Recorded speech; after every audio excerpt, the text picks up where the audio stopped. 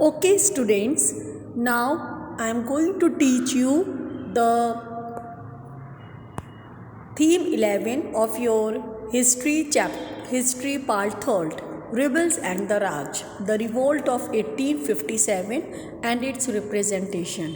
So students, in my previous lecture I have already told you that how the English East India Company became the master of Bengal after winning the decisive Battle of Buxar in 1764, in which Robert Clive defeated the combined forces of Bengal, Awadh and Delhi.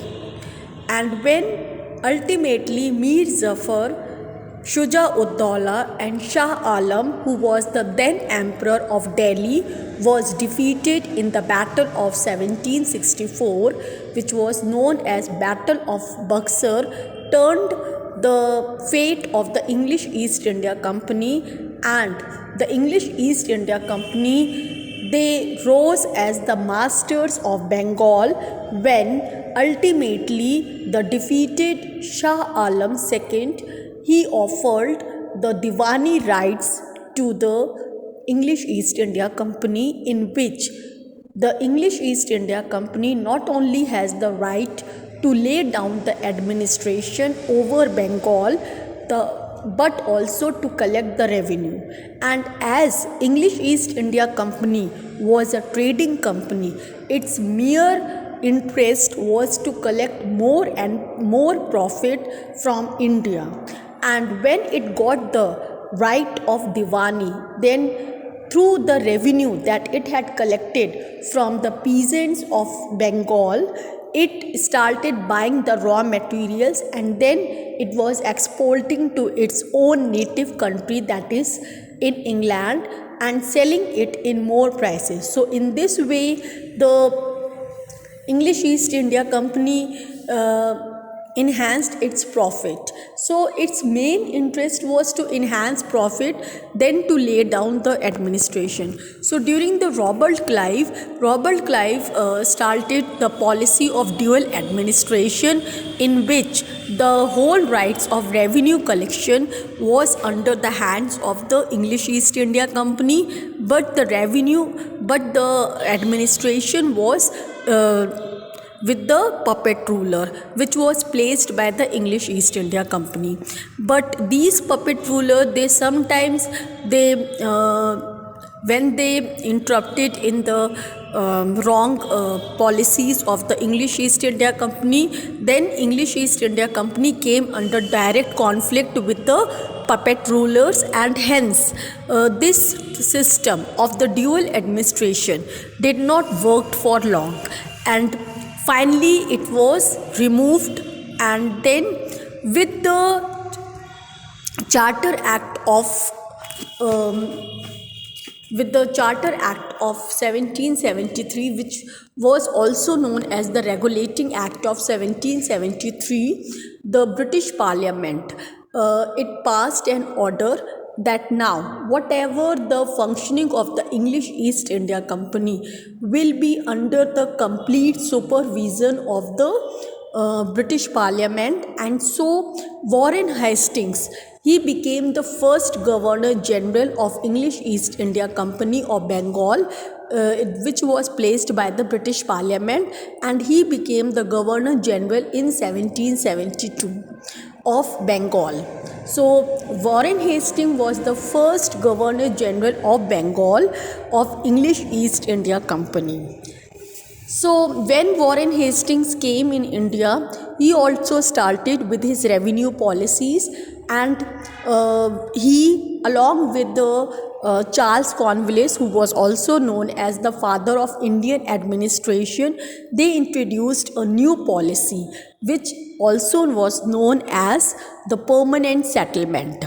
So permanent settlement was a policy, a revenue collection policy, in which the revenue was placed for 10 years, the same amount they have to give. The revenue was collected, but the revenue was placed at a very high rate, and so the inexorbitant revenue was not, the farmers were not able to cope up with the inexorbitant revenue, and hence the this permanent settlement did not work for long, but the farmers were very much dissatisfied. Now, during this time, uh, the now the English East India Company, when they became the masters of Bengal, then they not only introduced the revenue policies, but now they wanted to enhance their power, and they wanted to become the not only the masters of Bengal, but they also wanted to become the master of India. They wanted to conquer more territories of Indian provinces and to merge it with their own British India. So they thought of forming a British India under the English East India Company. For this, they introduced certain policies which were regarded as the main motive to become the cause of the revolt of 1857. So the revolt of 1857, which you can say was the uprising which seriously threatened British rule in India. It is also referred to as, with many names, the Sepoy Rebellion, the Great Mutiny, the Revolt of 1857, and the First War of Independence. It was the culmination of mounting Indian resentment towards British economic and social policies over many decades, until riots and tribal wars, or in accommodating them through coercion, till the Great Mutiny in the summer of 1857 during the viceroyalty of Lord Canning. So, the just a minute, students.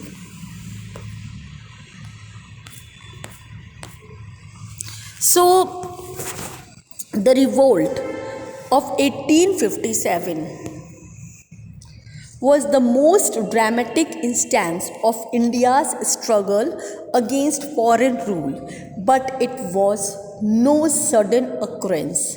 It was the culmination of a century-long tradition of fierce people resistance to British domination.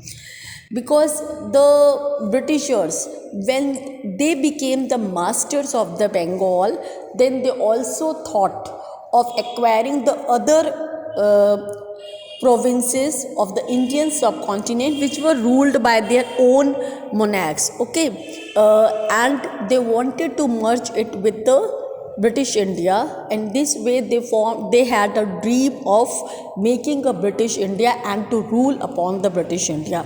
So for this, they undertook certain policies which became the reason of the discontent and resentment of the Indians of that time, and which ultimately took the shape of the revolt of 1857.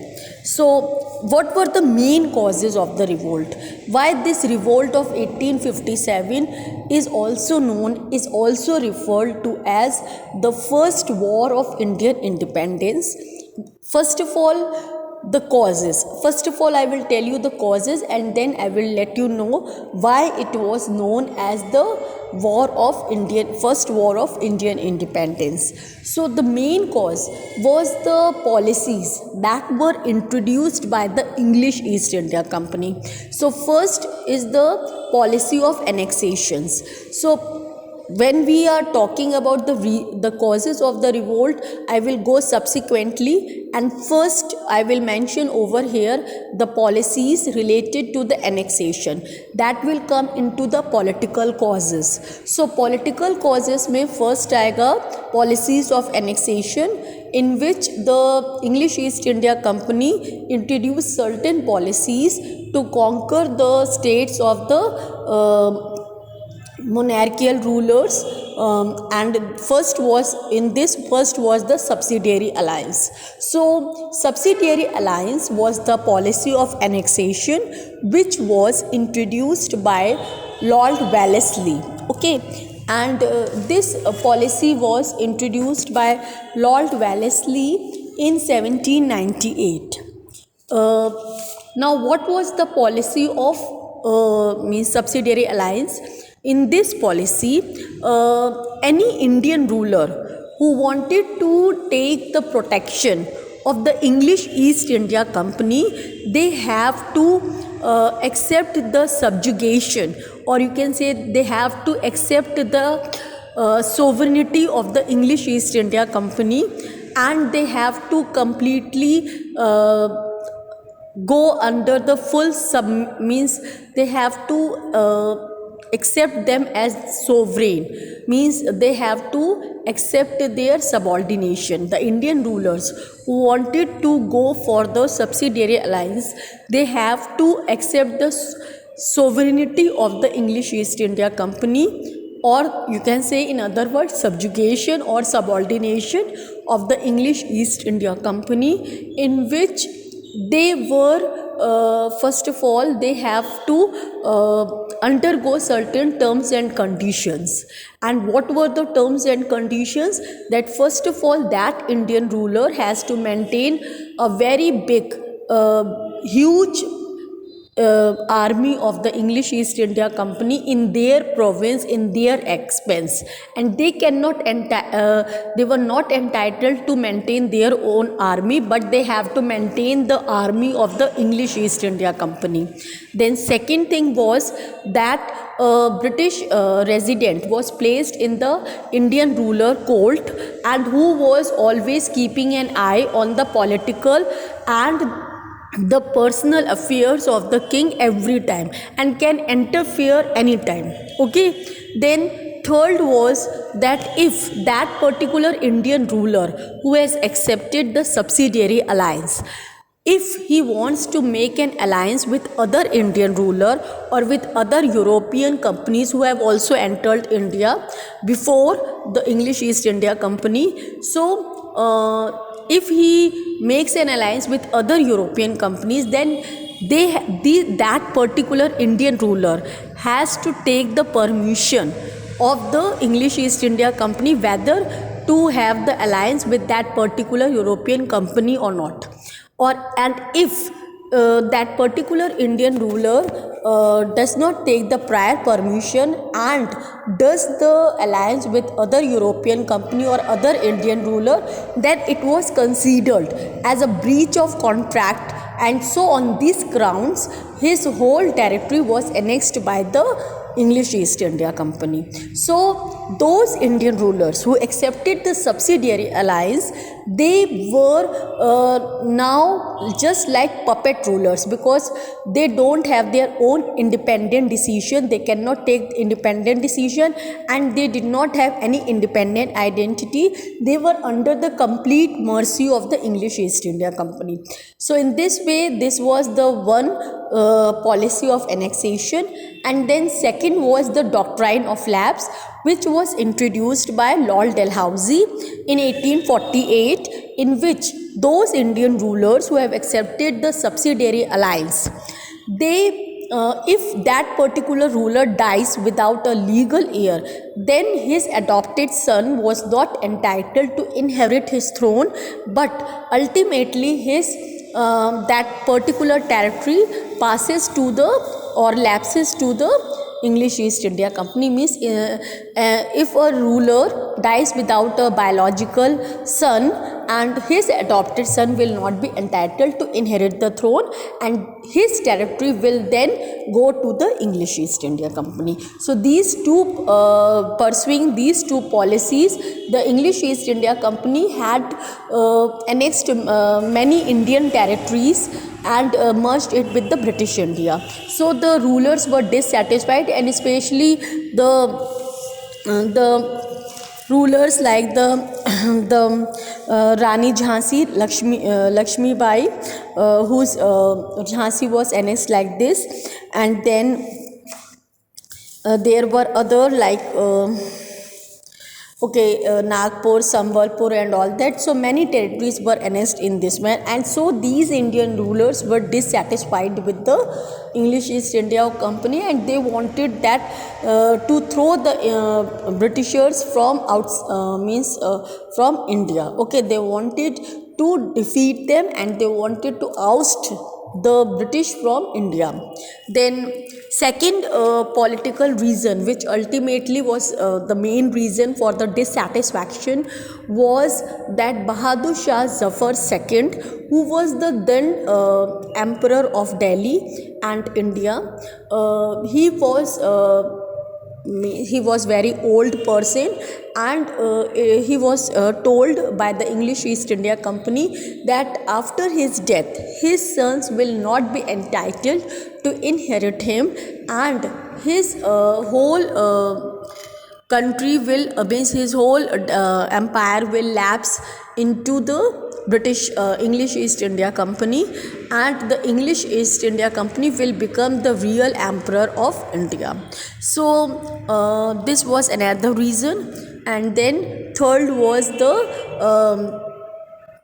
Wajid Ali Shah, who was dispossessed from his own territory, that is Awadh, which was covering the whole Uttar Pradesh and the parts of Uttar Pradesh like Lucknow, Kanpur, Bareilly and all that, that was coming in Awadh. So Wajid Ali Shah was the Nawab of Awadh during the revolt of 1857. So when he was dispossessed from his own territory on the grounds that he was not able to administer properly, so on the grounds of misgovernance, when he was dispossessed, then the people, they resented against him, especially his wife Begum Hazrat Mahal, who joined the revolt. Because she wanted that his son should inherit the throne of the Awadh. Then fourth reason was the Nana Sahib, who was the adopted son of Peshwa Bajirao II, and when he was stopped the pension because the Maratha ruler Peshwa Bajirao II, he has also undergone subsidiary alliance with the English East India Company, and so on the grounds of the subsidiary alliance they were living in Bithur, a place near Kanpur, and they were maintaining themselves with the pension that was given to them by the English East India Company. But later on, after the introduction of the doctrine of lapse, when that pension was also refused, then Nana Sahib, the adopted son, he also took main part in the revolt of 1857. So these were the four political causes that led to the resentment of the among the Indian rulers against the English East India Company. Then second were the social and the religious causes. So what were the social and the religious causes? First of all, the English education that was introduced by the English East India Company, like the Macaulay Minutes, which was imposed in 1813, in which English became the medium of instruction for the teaching. And second thing was the Woods Dispatch in 1854, which make English as the compulsory language for the medium of instruction, and the English was started as the main language for the communication. Okay, and then the Christian missionaries, which also came along with these English East India Company, and these Christian missionaries, they were not only promoting their religion, that is the Christian religion, but they were also mostly busy in converting the religion of the people of India. So the people were afraid that these Christians will now convert their religion, and so it will spoil their religion. And then the reforms that were undertook by the rulers, the governors of the English East India Company, like William Bentinck. So William Bentinck in 1829, he abolished the sati system, and he restarted the widow remarriage, and also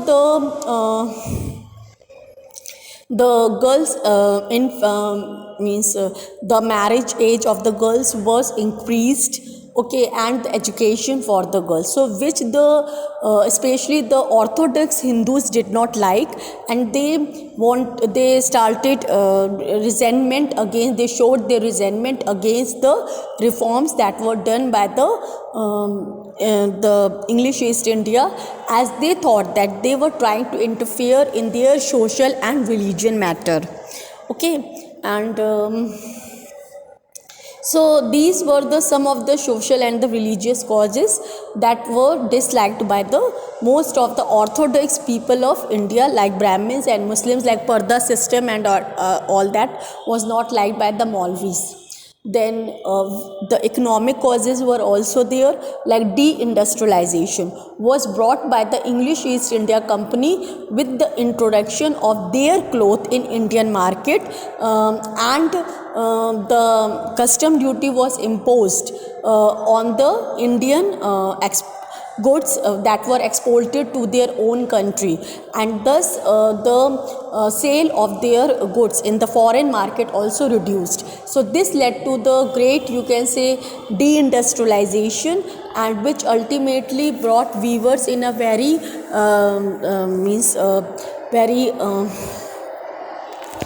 in a state, poverty state, and they became like beggars. And then the economic causes was the high land revenue that was imposed on the farmers, like in exorbitant the revenue that was collected from them, okay. So that when they were not able to pay, then they were tortured, and so these poor peasants, they have to borrow money, they have to take the money from the money lenders, which charged them with high interest, and ultimately their lands were taken away from these landowners, and they were reduced to a state of beggar. Then the military causes were also responsible for the revolt of 1857. And what were the military causes? The military causes were that the sepoys, they were forced to go and wage war in the overseas, in which they have to eat all sorts of things, and they thought that they are trying to spoil their religion. Then second, the sepoys, the sepoys were discriminated with the British sepoys, the Indian sepoys were discriminated with the British sepoys, as the Indian sepoys, even though they served the English East India Company with full loyalty, but still their status was not increased, and they could not get a very high designation or high post in the British army, whereas their parallel, the British sepoys, they used to get the higher rank from them, and they were treated very badly by their soldiers, okay. And then ultimately the immediate cause of the revolt was the introduction of the Enfield rifle. So this introduction of the Enfield rifle was the main cause that ultimately led to the starting of the revolt of 1857, as it was a rumor spread in the Barakpur area, cantonment area, among the sepoys of the Barakpur regiment, that the cartridges that were used in the Enfield rifle, they were smeared by the fat of the cow and pigs, and when these bullets were to be inserted in the rifle, they were first to be cut off by the mouth, and so the fat of the cow and the pigs, they used to go inside the mouth of the soldiers, thus spoiling their religion, because cow is considered as a holy for the Hindus, whereas the pigs are the taboo for the Muslims. So ultimate reason was the introduction of the Enfield rifle, okay. So these were the causes that ultimately led to the revolt of 1857, and I think so that you are clear about it, okay. Now Why this revolt of 1857 is also known as the first war of Indian independence? The reason is that not only this revolt was started by the soldiers, okay, of the English East India Company, but the other groups who were also dissatisfied with the policies of the English East India Company, they joined it, and it became the revolt of all the sanctions of the society, like the rulers, the kings, they joined this revolt, and then the common people like peasantry and the artisans, they also joined because of the economic policies, and then the orthodox Brahmins and the orthodox Muslims, they also joined because of the social and the religious causes, and then ultimately the sepoys were the one, and it was so this when all the group of the people, they joined this revolt, so that is why it is known as the first war of Indian independence, because all the groups of the North India, they joined against the British English East India, to oust the English East India Company. Okay, so this is known as the first war of Indian independence, because all the sanctions of the society, they joined it. Okay, now but this revolt only was remained confined in the northern part of India, and the rest of the India was not at all it was affected by it. So why? Because the mostly the people of the South India, they were much interested in getting the Western knowledge and Western education from the universities that were to be established in the Madras University, Calcutta and Bombay by the Wood's dispatch, in which the universities were being established. So the people, they wanted to gain knowledge of the Western education. Okay, and so they wanted that the English should remain for more time, so that they can have more knowledge about the Western science and the Western education.